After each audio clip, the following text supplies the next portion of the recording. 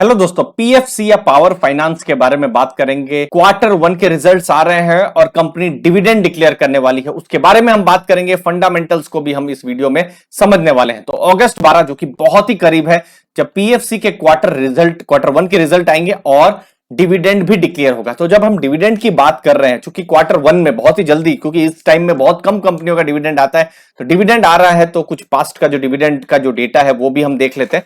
तो जैसे पिछले साल का अगर आप देखेंगे, इंटरिम डिविडेंड लगभग इसी समय में क्वार्टर वन के समय ही आया था, तो ₹2.25 का था।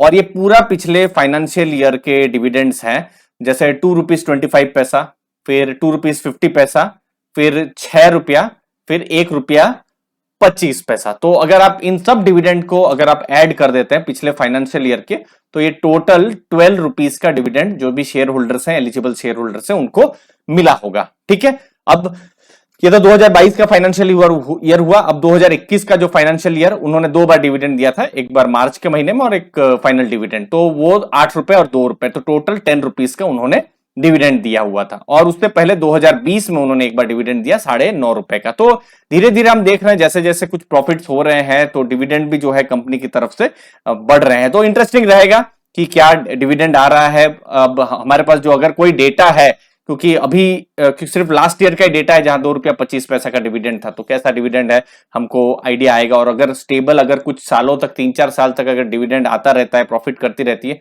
तो फिर एक लॉन्ग टर्म डिविडेंड स्टॉक भी पीएफसी अभी तो ठीक है थोड़ा बन रहा है, बट और कॉन्फिडेंस भी इन्वेस्टर्स को आ सकता है। अगर आप शेयर प्राइस को देखेंगे अभी, तो अभी 117 के पास आप देख सकते हैं ट्रेड कर रहा है। और 1 ईयर का अगर आप पीएफसी का अगर आप रिटर्न देखते हैं, तो 1 ईयर में 10% का नेगेटिव रिटर्न है। लेकिन जो चीज पीएफसी को इंटरेस्टिंग बनाती है वो है, जैसे इसका वैल्यूएशन बहुत कम है, जैसे पी रेशियो 2.24 है। चलिए, ये तो फाइनेंस कंपनी है, लेंडिंग कंपनी है, तो पीबी रेशियो ज्यादा सही रहता है देखने के लिए। तो बुक वैल्यू से भी नीचे ट्रेड कर रहा है। बुक वैल्यू भी अगर आप देखेंगे तो भी बहुत ऊंची है, तो प्राइस टू बुक 0.4 है। तो कहीं ना कहीं एक बहुत ही डीप वैल्यू स्टॉक बन जाता है। बट अगेन दूसरे पे क्रिटिसिज्म यही होती है कि जिस हिसाब से उनका बिजनेस चलता है, तो एक वैल्यू ट्रैप बन के भी रह सकता है। तो खैर, उसके बारे में भी वीडियो में हम लोग बात करते रहेंगे। ओवरऑल अगर आप देखेंगे कंपनी का परफॉर्मेंस, तो आरओई अगर एफडी के हिसाब से अगर आप देखें, जैसे टिकट टेप में मैं आपको बता रहा हूं, तो एफडी के साथ कंपेयर करते हैं तो एफडी से बेटर रिटर्न है। डिविडेंड कंपनी दे ही रही है, और ऐसा कोई रेड फ्लैग भी नहीं है जैसे एएसएम या जीएसएम में आ जाए। वैसे भी देखिए, ये पीएसयू है, तो उतना रेड फ्लैग जैसा वैसा तो मतलब इशू नहीं है। फिर उसके अलावा यहाँ पर जो प्रो है, प्रो में कुछ अगर कुछ डिटेल्स आ रही है तो वो भी मैं बता दूं।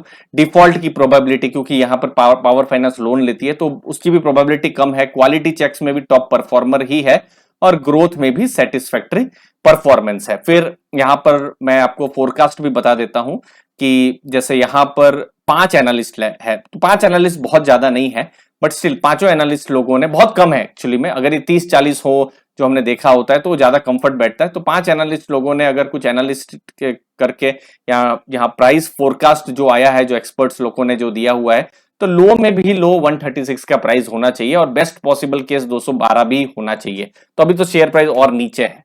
तो अभी क्वार्टर जो वन के रिजल्ट्स आएंगे, हमको पता चलेगा कि कंफर्ट है या नहीं है। अगर रिजल्ट अच्छे आते हैं तो फिर ये जो फोरकास्ट है जो अगस्त 2023 के, वो भी चेंज हो सकते हैं, उनका भी चांसेस रहेगा। बट कहीं ना कहीं एक वैल्यू जोन में तो स्टॉक है ही, जो हमको पता चल रहा है। तो ये सब जो डेटा है दोस्तों, मैं टिकट के जो प्रो प्लान है वहां पर मैं आपको बता रहा हूं, आप भी अवेल कर सकते हैं टिकट टेप को। और यहाँ पर इंडिपेंडेंस डे सेल भी चल रही है 15% की, तो इसको भी आप एक्सप्लोर कर सकते हैं, और टिकट टेप को आप डाउनलोड भी कर सकते हैं। अब सबसे बड़ा अगर कुछ यहाँ पर पावर फाइनेंस में कुछ इशू है, जैसे फॉरेन इंस्टीट्यूशंस हैं, तो वो खरीद नहीं रहे हैं। अब देखिए, पिछले साल अगर आप सितंबर में देखें 17.88% था, जो अभी जून में 16.21 हो गया, तो बहुत खरीदारी नहीं हुई है।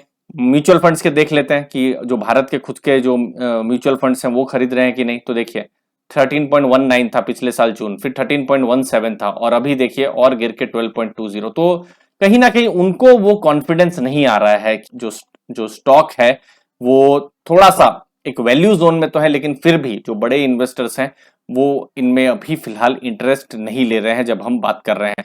अब देखिए, पावर फाइनेंस जो लोन देती है वो पावर सेक्टर को ही देती है, डिस्कॉम्स को देती है, मतलब जो पावर डिस्ट्रीब्यूशन कंपनीज है। तो अभी उन्होंने एक एनालिसिस किया था कि डिस्ट्रीब्यूशन कंपनीज है उनके जो डेफिसिट है और ज्यादा है पहले से, तो प्रॉफिटेबिलिटी भी उनकी कम हो रही है। तो अगर जो पावर डिस्कॉम्स है उनको अगर नेगेटिव अगर होता रहा तो पीएफसी के लिए भी वो पॉजिटिव नहीं है। तो ये सब कुछ इंपॉर्टेंट चीजें हैं जिसकी वजह से कभी कहीं ना कहीं इन्वेस्टर्स लोगों को क्वेश्चन रहते ही है कि मतलब जो प्रॉफिटेबिलिटी है लॉन्ग टर्म में सस्टेन हो पाएगी कि नहीं पावर फाइनेंस की। जो भी आप बताइए, एक वैल्यू जोन में तो स्टॉक है ही, जो पॉजिटिव चीज है, डिविडेंड भी दे रही है, और दूसरी तरफ थोड़ा सा कंसर्न इन्वेस्टर्स को रहता है कि कहीं कोई बड़ा एनपीए अगर आ गया तो फिर बहुत बड़ा नुकसान हो सकता है। तो जब हम एनपीए की बात कर रहे हैं तो अभी फिलहाल का जो लेटेस्ट डेटा है FY22 का मार्च का, तो उनके जो एनपीएज हैं एक्चुअली में कम हो रहे हैं। जो फाइनेंशियल ईयर 18 में तब तो डिविडेंड भी नहीं दे रही थी, 7.39% एनपीएस थे,